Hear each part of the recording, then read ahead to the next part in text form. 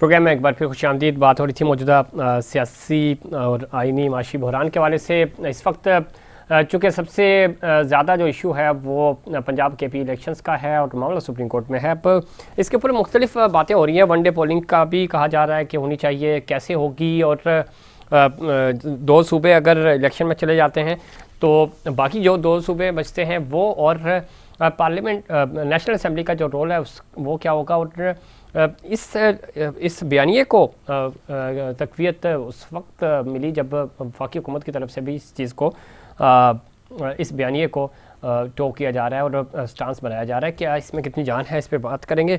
निसार खोड़ो साहब, माजी में हमने देखा कि अलग अलग इलेक्शंस भी हुआ करते थे, बाद में फिर वनडे पोलिंग का ये कॉन्सेप्ट आया। आप किस तरह देखते हैं? इस वक्त भी वनडे पोलिंग होनी चाहिए, चूँकि हुकूमत की तरफ से, आप इत्तेहादी हुकूमत के, ये बार बार ये कहा जा रहा है कि मामला कुछ भी हो पूरे मुल्क में इलेक्शन एक ही दिन होने चाहिए। मैं उसका भी जवाब दे सकता हूं। पिछले इलेक्शन हो गए थे आरजी लिस्ट पर। इमरान खान की हुकूमत थी, उसने आरजी लिस्ट को मुस्तकिल लिस्ट करार देने के लिए काउंसिल ऑफ कॉमन इंटरेस्ट का इजलास बुलाया और ज्वाइंट पार्लियामेंट्री सेशन बुलाया और उस आरजी लिस्ट को उन्होंने परमानेंट एड्रेस करके डिक्लेयर करवा दिया, यूनिलैटरली बुलडोज करके। साथ ही साथ हमारे साथ ये कहा उन्होंने कि हम जी नई मर्दमशुमारी करा रहे हैं जो डिजिटल होगी, ये मैनुअल नहीं होगी, डिजिटल होगी। और डिजिटल होने के बाद अगर किसी सूबे को एतराज है तो फिर कल नहीं रहेगा, और जब एतराज के बगैर सेंसस के रिजल्ट आ जाएंगे तो डिलिमिटेशन होगी, डिलिमिटेशन होने के बाद नए इलेक्शन होंगे। ये इमरान खान का फैसला था, मेरा या शहबाज शरीफ साहब का फैसला नहीं है। अब वो फैसला तो आपसे भूल ही गया है। पाकिस्तान के लोग पता नहीं कितने 18 साल के हो गए होंगे। आप अगर उनके सेंसस पूरे होने से पहले इलेक्शन कराते हो तो आप तो बहुत से लोगों को डिसएनफ्रेंचाइज कर रहे हो। डिसएनफ्रेंचाइज कर रहे हो तो उनको वोट देने का हक नहीं रहेगा। तो फिर मैं सजेशन कर सकता हूं कि भाई ये डिलिमिटेशन, ये सेंसस हो जाए, डिलिमिटेशन हो जाए, जल्दी हो जाए और टाइम पर इलेक्शन हो। जब असेंबली का टाइम पूरा हो तब असेंबली हो। असेंबली में एतमाद बढ़ेगा अगर 5 साल पूरे करेंगे तो। हमारे पहले जो 2 टर्म थे वो पूरे 5 साल चले और हम दुनिया को कह सके कि पार्लियामेंट में इतनी ताकत है कि अपने आप को जिंदा रख सकती है 5 साल। अब ये तो 5 साल इनको अच्छे नहीं लगते। 5 साल इसलिए अच्छे नहीं लगते कि इनकी बेइज्जती हुई हाउस में। पाकिस्तान की तारीख में पहली दफा उसको बाहर निकाला गया। एक इलेक्टेड प्राइम मिनिस्टर को लोगों ने वोट ऑफ नो कॉन्फिडेंस करके निकाल दिया। अब ये उसकी बेइज्जती बर्दाश्त हो नहीं पा रही। एस्टेब्लिशमेंट को बुलाता है, कभी एस्टेब्लिशमेंट से शिकवा करता है, कभी कहता है कि तुम्हारी साजिश नहीं थी तो कम से कम तुम मुझे बचा तो सकते थे। ये सारी चीजें जो है वो कोई सियासी लीडर नहीं करता। सियासी लीडर नहीं करता। अगर नो कॉन्फिडेंस को निकाला गया था, आ जाता, लीडर ऑफ अपोजिशन भी बन जाता, मुकाबला करता, हमें बुरा भला कहना था तो कह देता। जो आज सड़कों पे कह रहा है बुरा भला, वो हमें हाउस में कह सकता था। जानबूझकर निजाम को कमजोर करने की ये जो कोशिशें हो रही हैं इमरान खान की तरफ से, मैं समझता हूँ पाकिस्तान के साथ ये मुहब्बतनी नहीं है। निजाम की कमजोरी तो इसमें खुद ही जान पैदा करके कहा इकोनॉमिक टर्मोइल है, इकोनॉमिक टर्मोइल है। इसमें निजाम की और फिर दूसरों को निजाम भी दे। जी, निज़ाम की कमज़ोरी तो इसमें भी है ना कि सूबे जो हैं वो अपना अपना किरदार अदा नहीं कर रहे, जो गवर्नर्स हैं, और 90 दिन के अंदर सारे इलेक्शंस होने चाहिए जो कि नहीं हो रहे। तो मामला यहाँ से भी ख़राब हो रहा है। इस पर मज़ीद बात करेंगे। पैनल पे हमें ज्वाइन किया जनाब मज़हर बल्ला साहब ने, सीनियर तजियाकार हैं, सहाफ़ी हैं। बल्ला साहब खुशामदीद कहते हैं आपको भी। और हुसैन थेबो साहब ने हमें ज्वाइन किया है, सीनियर सहाफ़ी हैं, तजियाकार, एंकर पर्सन। थेबो साहब आपको भी खुशामदीद करते हैं। Sir, thank you. बल्ला साहब, हमारे साथ आफ्ताब जंगी साहब भी मौजूद हैं, निसार खोड़ो साहब भी। और किस तरह देखते हैं, अभी निसार खोड़ो साहब भी बता रहे थे कि मामला चूँकि यहाँ पे अना का है, ज़िद का है, वो खान साहब के बारे में कह रहे थे। अब ज़िद इस वक्त हमें हर तरफ नज़र आ रही है। और आज मरियम बीबी की गुफ्तगू भी आपने सुनी होगी, हुकूमत को वो ऑन नहीं कर रही, लेकिन PTV का भरपूर फ़ायदा उठाया जा रहा है, प्रोटोकॉल भरपूर मिल रहा है। तो ये सारे मामला आप किस तरह देख रहे हैं? और अब मामला चूँकि सुप्रीम कोर्ट पे है दोनों सूबों के इलेक्शंस का, वन डे पोलिंग की बात बार बार की जा रही है और इस चीज़ को लिंक किया जा रहा है कि चूँकि फेडरेशन को अगर आपने कायम रखना है तो उसके लिए ज़रूरी है कि वन डे पोलिंग हो। जनाब, एक तो बहुत शुक्रिया, और मैं पहले तो निसार खोड़ो साहब की चंद बातों का जवाब दे दूं। बड़ी अच्छी बात उन्होंने की कि असेंबलियों को 5 साल मुद्दत पूरी करनी चाहिए, बड़ी अच्छी ख्वाहिश है। लेकिन मैं निसार खोड़ो साहब से ये पूछता हूं कि इस दौरान बिलावल भुट्टो जरदारी ने मार्च किया और मौलाना फजल रहमान ने भी मार्च किया और मुस्लिम लीग नून ने भी, और नए इलेक्शन का मुतालबा करते रहे। क्या उस वक्त इनको ये जरूरत महसूस नहीं हो रही थी कि 5 साल हुकूमत चलनी चाहिए? नंबर 1। नंबर 2, उन्होंने मर्दमशुमारी की बात की, तो जब ये बातें हो रही थी, इलेक्शन का मुतालबा हो रहा था, तो उस वक्त उनको मर्दमशुमारी का ख्याल नहीं आया। अब इन्होंने बात की कि जी एक दिन इलेक्शन होने चाहिए, फलां होना चाहिए। भाई 1973 का आइन है, आइन के मुताबिक 2 असेंबलियां तहलील हुई, आइन के मुताबिक 90 दिन में इलेक्शन होने चाहिए, तो इसमें गैर आइनी बात तो है कोई नहीं।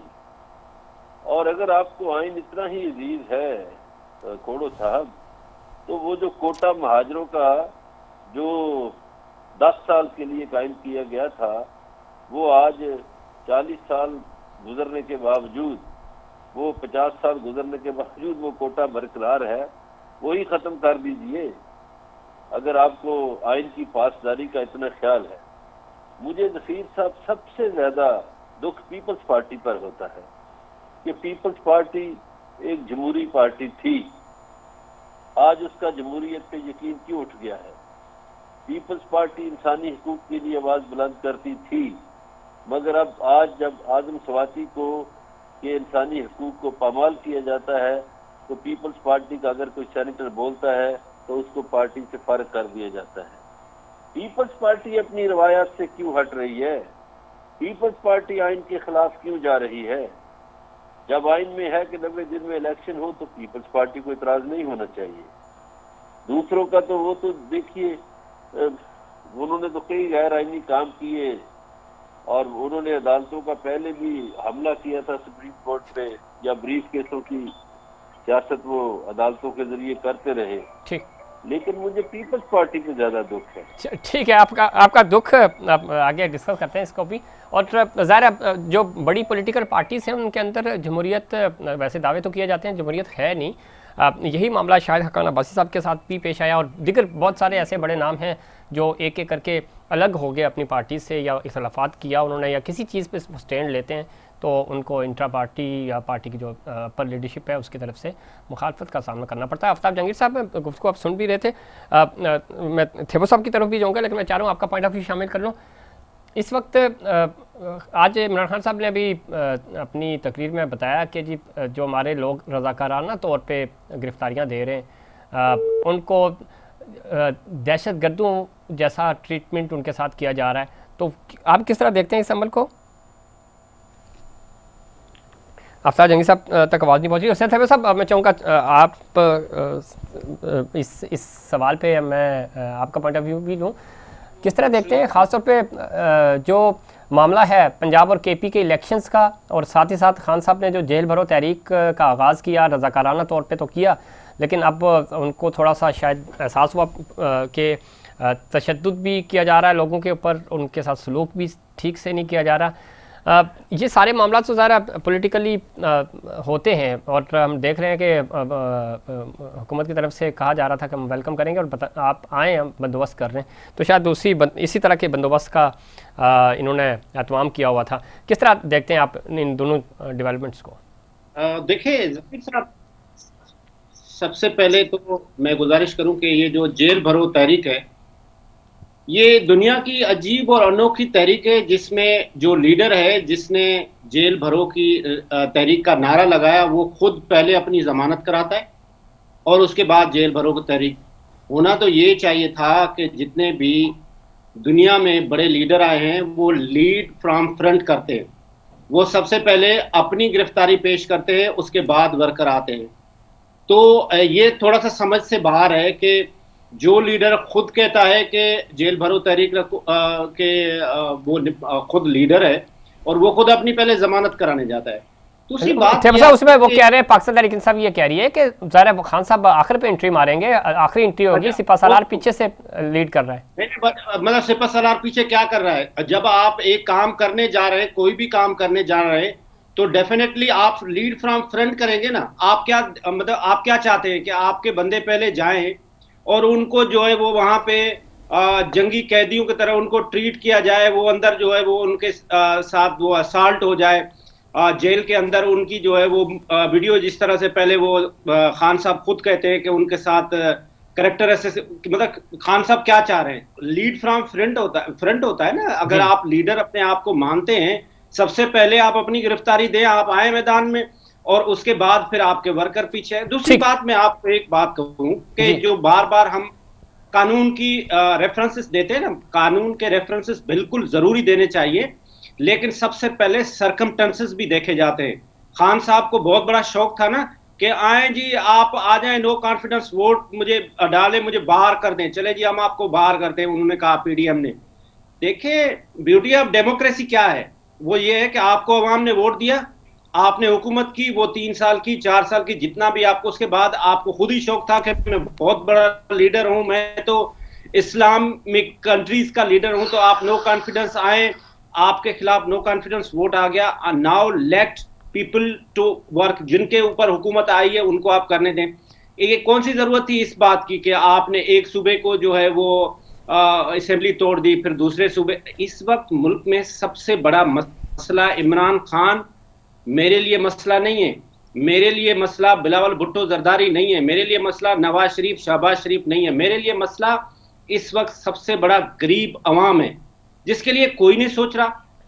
आए दिन एक नई सप्लीमेंट्री जो है वो बजट ला देते हैं, उसमें तो कोई बात नहीं कर रहा। हर किसी को अपना लगा हुआ है कि मुझे इक्तदार में लेकर आ जाए, मेरे जो हवारी है, मेरे जो सपोर्टर है, उनको इक्तदार में लेकर आ जाए। अवाम की कौन सोच रहा है? अगर मुल्क के सरकमस्टेंसेस पे देखें, क्या इलेक्शन फ्री में होता है? मजाक बनाया हुआ है। आप 20 बंदों की रेजिग्नेशन सबमिट करते हैं, फिर एक गलियां हो जाए संजिया तक मिर्जा यार, फिर आप 20 जगहों पे खुद ही खड़े हो जाते हैं जनाब। मतलब क्या मुल्क की ये कोई बनाना पब्लिक है? मतलब किस तरह से आप चला रहे भाई? आप डेमोक्रेसी की ब्यूटी ये है कि उसके एसेंस के साथ चले ना।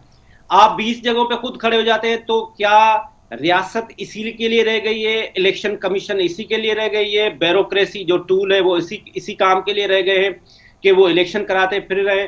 देखिए, इस वक्त मुल्क की हालात बहुत नाजुक है। हम सबको बैठ के सोचना चाहिए, रादर देन कि हमें बैठ के किसी बंदे के ऊपर, किसी इंस्टीट्यूशन के ऊपर ब्लेम के मुझे उसने निकाला था, मुझे उसने चलने नहीं दिया। इसमें एक मुख्तसर, आज आपने मरियम बीबी की तकरीर, बाहरी लीडर हूं मैं, फ्रंट करता हूं, मुझे कोई डिक्टेट, अब क्यों रो रहे हैं? ठीक है थेबो साहब, मरियम बीबी की तकरीर आपने सुनी होगी आज है। उन्होंने माजी की स्टैब्लिशमेंट को भी, आर्मी को भी, और ख़ास तौर पे मौजूद जजेस, जो सिटिंग जजेस हैं, उनको भी तनकीद का निशाना बनाया। इदारों पे तनकीद खुलकर हो रही है सब जगहों से, तो आप इस पे क्या कहेंगे? बिल्कुल गलत बात है। ये मरियम साहिबा जो ये लकीर को इस वक्त पीट रहे हैं, ये इस टाइम ये बिल्कुल इस तरह से करने की कोई किसी किस्म की जरूरत नहीं है। ये अपने आप को नुकसान पहुंचा रही हैं, ये इदारों को नुकसान पहुंचा रही है, ये पाकिस्तान को नुकसान, जो इमरान खान कर रहा है इस वक्त पाकिस्तान को नुकसान पहुंचा रहा है। हमारे जो दुश्मन ममालिक हैं वो उसको किस तरह से ट्रीट कर रहे हैं,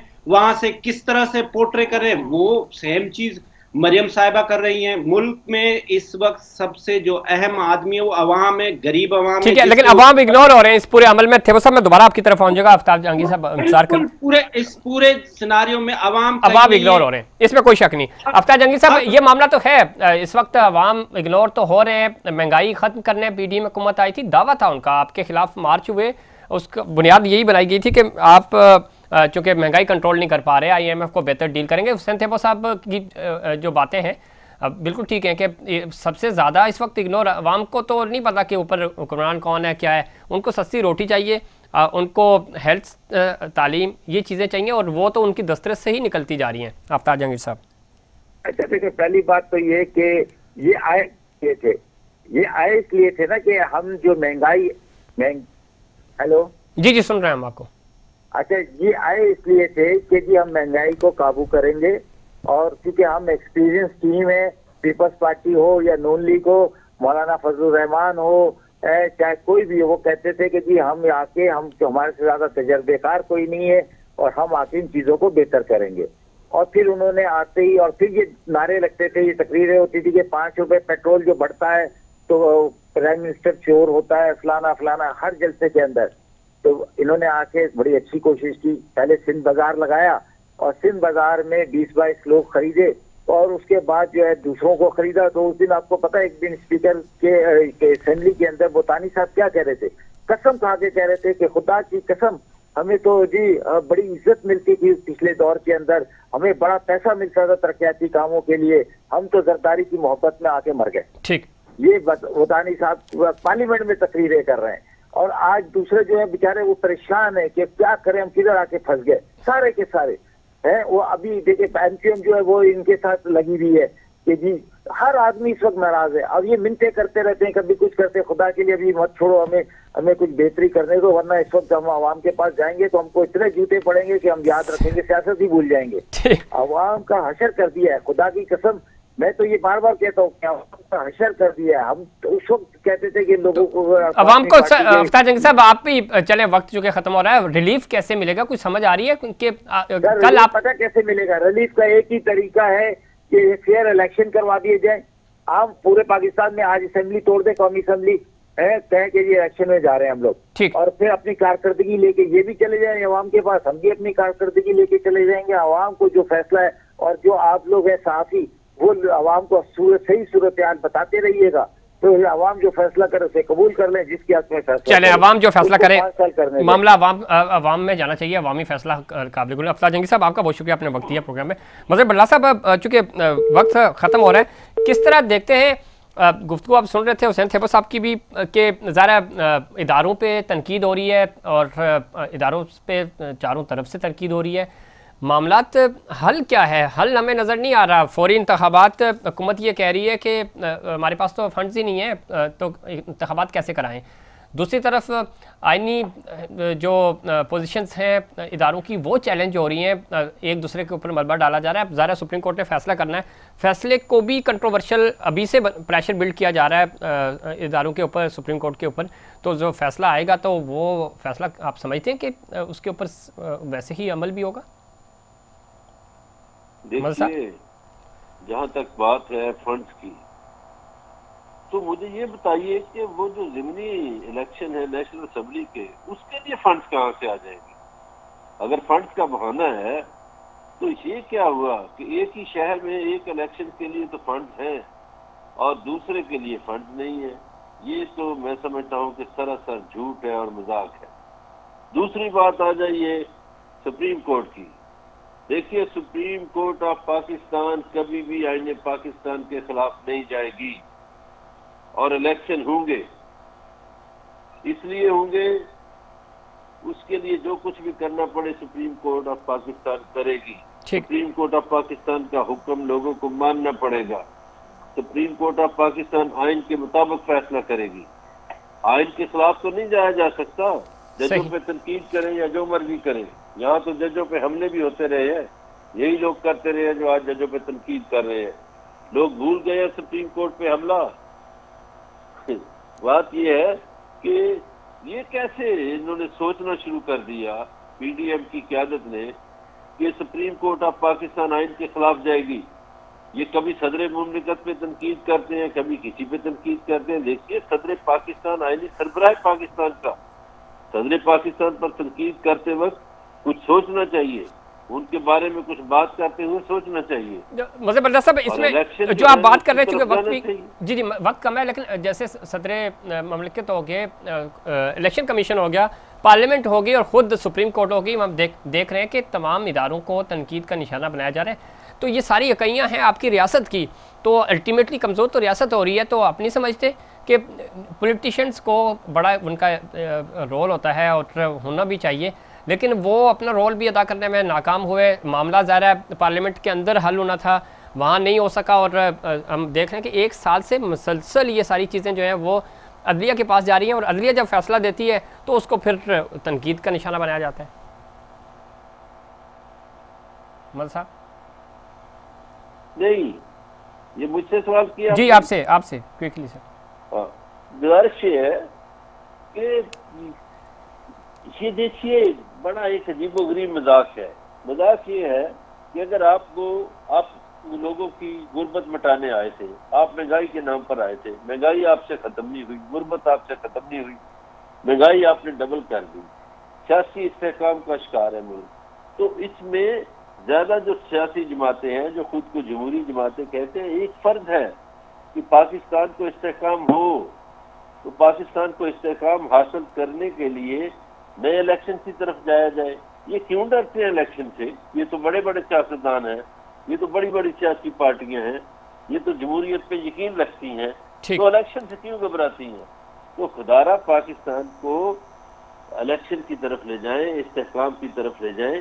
ये जो अदारों पे तनकीद है बिल्कुल नहीं होनी चाहिए, लेकिन अदारों में बैठी हुई शख्सियात को भी सोचना चाहिए कि क्या आप मुझे ये जवाब दीजिए कि क्या FIA का ये काम है कि सूबाई असम्बली के मेंबरान की ट्रैवल हिस्ट्री चेक करती फिर? क्या FIA का ये काम है कि वो जियो फेंसिंग करती रहे कि कौन सा सूबाई मेंबर कहाँ है? तो ये बातें तो नहीं होनी चाहिए। ठीक है। कायद-ए-आज़म का फरमान है कि अफसरान सियासतदानों की नजायज बातें ना माने। वो खिताब सामने रखे ना, अफसरान क्यों नहीं रखते? बिल्कुल ठीक। कायद-ए-आज़म की बात मान ले, बस वक्त खत्म हो रहा है, हुक्मरानों की जो बात मानते हैं। ठीक है हुसैन थेबो साहब, आपको भी लगता कायद-ए-आज़म है की बात क्यों नहीं मानते? जी, इदारे ज़ाहिर चैलेंज हो गए, उनकी रिट चैलेंज हो गई है, डोमेन उनका चैलेंज हो रहा है, और इदारे इंटरफेयर भी करते हुए नज़र आते हैं, अपने अपने आइनी जो पोजीशंस हैं उसके ऊपर भी अमल नहीं होता हुआ नज़र आता। लेकिन आप समझते हैं पूरा जो हमारे पॉलिटिकल स्टेक होल्डर्स हैं अब वो भी ऑनरशिप नहीं ले रहे किसी भी चीज़ की। मरियम बीबी कह रही हैं ये मेरी हुकूमत ही नहीं है, हमारा इससे कोई ताल्लुक नहीं है, महंगाई जो है वो तमाम जमातों का मिलकर उनका फैसला था, हमारा इसमें कोई किरदार नहीं है। तो ऑनरशिप तो कोई ले ही नहीं रहा, तो अवाम किस तरफ जाएं, कहाँ देखें, और हल क्या है आपकी नज़र में थेबो साहब? देखिए, ये तो कंप्लीट फेल्यूर है ना PDM की हुकूमत का। एक जो उनका अपना ही फाइनेंस मिनिस्टर है, वो करंट फाइनेंस मिनिस्टर के ऊपर इल्जाम लगाता है कि इसको कुछ नहीं आता। मरियम बीबी साहबा कहती हैं कि ये हमारी हुकूमत ही नहीं है, PDM की हुकूमत है। तो भाई ये किसकी हुकूमत है? तो इस वक्त जरूरत इस बात की है कि सर जोड़ के बैठें और इन चीजों को ठीक करें। इस वक्त अगर अपोजिशन को देखें तो वो लगे हुए हैं कि किसी तरह से PDM की हुकूमत को गिरा दें। PDM वाले लगे हुए हैं कि किसी तरह से हमने उनके ऊपर केसेस बनाने हैं, हमने इनको अरेस्ट करने हैं। और दूसरी बात यह है कि इदारे, जहां तक इदारों की बात है, तो इदारों को कौन चलाता है? इदारों को चलाता है लेजिस्लेटर। लेजिस्लेशन आप जैसी करेंगे, अगर आपको कोई प्रॉब्लम हो रहा है तो आप असेंबलियों में और सेनेट में उनकी कमेटीज बनी हुई हैं, आप उनके शोकास नोटिस जारी करें। इदारों को हैंडल करने के लिए लेजिस्लेशन है ना, उसके कानून साजी है ना, वो प्रॉपर तरीके से हुई है। तो वो अमल कराने के लिए किसका काम है? वो हमारे जो पॉलिटिशियन है उनके काम है। लेकिन पॉलिटिशियन अमल कराते हुए नजर नहीं आ रहे ना हुकूमत जी। तो मेरे साथ वो सही है तो वो बहुत अच्छा है, अपोजिशन वाला कहता है कि वो अभी सही नहीं है। चले, बहुत शुक्रिया हुसैन थेबा साहब आपका, और मजहर बिल्ला साहब आप दोनों का बहुत शुक्रिया। चूँकि वक्त कम है, अगले किसी प्रोग्राम में ज़रूर हम आपको मदू करेंगे। और अजहर सिद्दीक साहब और सेनेटर निसार खोड़ साहब हमारे साथ मौजूद हैं, उनके क्विकली उनका पॉइंट ऑफ व्यू भी शामिल करते हैं। अजहर साहब, किस तरह देखते हैं पंजाब और KP इलेक्शन का जो मामला है, इसको कंट्रोवर्शियल बनाने की कोशिश की जा रही है? अच्छा, एक बात याद रखा, इसीलिए आइन के आर्टिकल 189 ने और 201 ने ये पैरामीटर तय कर दिए हैं कि जो भी फैसला दे वो फैसला बाइंडिंग है हर एक के ऊपर, और बाइंडिंग होना है। जैसे भी आप मर्जी ले जाएं इन इश्यूज के ऊपर, तो एक बात तो बड़ी वजाहत के साथ सामने आ चुकी है। और यहाँ इशू बड़ा सीधा सा है। इशू ये है कि 90 दिन के अंदर इलेक्शन होने हैं। सुप्रीम कोर्ट ये कह ही नहीं सकती, ये नोटेड डाउन में जो लफ्ज कह रहा हूँ, सुप्रीम कोर्ट ये कह ही नहीं सकती है कि जनाब ये 90 दिन के अंदर नहीं होते। इसकी इंटरप्रिटेशन बड़ी क्लियर है, और 90 दिन के अंदर इलेक्शन होने हैं। अगर ये प्रोसेस आप हटा देंगे तो आप आइन तोड़ेंगे। यहाँ क्या होगा, पॉसिबिलिटीज क्या है? यहाँ हो सकता है पोल सुप्रीम होना कोर्ट ये चाहिए। अब चूंकि आलिया है कि साहब तो वनडे पोल हो सकेगा, आप समझते हैं? वनडे पोल? अच्छा, एक बात तो बड़ी वजाहत के साथ बता दूं, आईने पाकिस्तान में ये कहीं लिखा ही नहीं है कि वनडे पोल होगा, है ही नहीं लिखा हुआ, वरना लिखते। वजह क्या है कि कौमी असेंबली का स्टेटस अलहदा है, सूबाई असेंबलियों का स्टेटस अलहदा है, सेनेट का स्टेटस अलहदा है। सेनेट में यानी वो क्या हो सकता है, या तो ऐसा हो कि आप इलेक्टोरल कॉलेज एक हो, मिसाल के तौर पर नेशनल असेंबली, सूबाई असेंबली, ये सारे के सारे भी सूबाई असेंबलियों ने सेपरेट सेनेट के मेंबर चुनने हैं, ठीक है, नेशनल असेंबली ने सेपरेट नेशनल सेनेट के मेंबर चुनने हैं।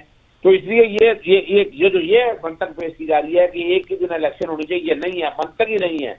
और जहां तक अपने आर्टिकल सेक्शन 69 की बात है जो ठीक है, इलेक्शन एक्ट का है, वो बहुत शुक्रिया जनाब अजहर सिद्दीक साहब आपका। निसार खोड़ा साहब, गुफ्तगू आप सुन रहे थे अदलिया की जो सुप्रीमेसी है और जो एक होनी चाहिए थी पार्लियामेंट फेडरेशन की इकाई, वो मुतासिर हो रही है। आप समझते हैं कि एक सुप्रीमेसी भी चैलेंज हो रही है, एग्जीक्यूटिव वज़ीर-ए-आज़म होता है उसकी पोजीशन भी चैलेंज हो रही है, और ये सारा मामला जो है वो ज़ाहिर फेडरेशन के हाथ से निकलता हुआ नज़र आ रहा है? तनकीद करे न करे, मैं तो तनकीद कर रहा हूँ ना इमरान खान की जानबूझ कर ये कोशिश करने की, उन पर मैं तनकीद कर रहा हूँ। पार्लियामेंट है, कानून है, आइन है। आइन में यहाँ लिखा हुआ है 90 दिन, हाँ लिखा हुआ है 90 दिन अपनी जगह पे। लेकिन मैं ये अर्ज कर रहा हूँ कि ये कैसे होगा कि 2 सूबों में पहले इलेक्शन हो जाए और बाकी 3 जगहों पे बाद में इलेक्शन हो, और वो भी 3-4 महीने के वक्त के बाद। लेकिन सुप्रीम कोर्ट का फैसला जो भी आएगा आपको और आपके तमाम स्टेक होल्डर्स को काबिल कबूल होगा। निसार खोड़ो साहब, हमारी इस्तिता तो रहेगी ना जी, हमारी अपील तो रहेगी ना, हमारा बात तो चलेगी ना, डिस्कशन में तो आनी चाहिए ना। तो जरूर ये बात उनके नोटिस में भी आएगी, जो फैसला करने वाले हैं वो फैसला कर रहे हैं किस बात पे, कि क्या सदर को अख्तियार है सूबों के इलेक्शन अनाउंस करने का या नहीं। ये है इशू कुल। ठीक है, बहुत शुक्रिया जनाब निसार खोड़ साहब, आपका शुक्रिया। अजहर सिद्दीक साहब, हुसैन तैयब साहब और बल्ला साहब, अफ्तार जंगी साहब और राना मकबूल साहब, आप तमाम पैनलिस्ट का शुक्रिया। नाज़रीन, ये था हमारा आज का प्रोग्राम। उम्मीद करता हूँ दीगर प्रोग्राम्स की तरह आज का प्रोग्राम भी आपको पसंद आया होगा। मुझे और इनसाइड पाकिस्तान की पूरी टीम को दीजिए इजाज़त। अल्लाह के बाद।